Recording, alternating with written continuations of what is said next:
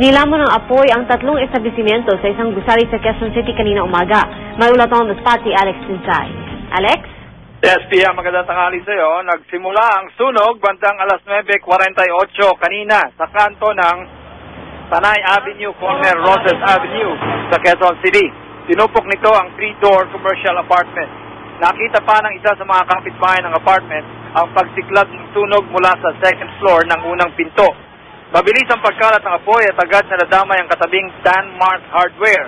Nadamay din ang Psycho Hardware na kabilang sa 3-door apartment. Ayon sa Quezon City Fire Department, wala namang nasaktan sa sunog na umabot ng force alarm.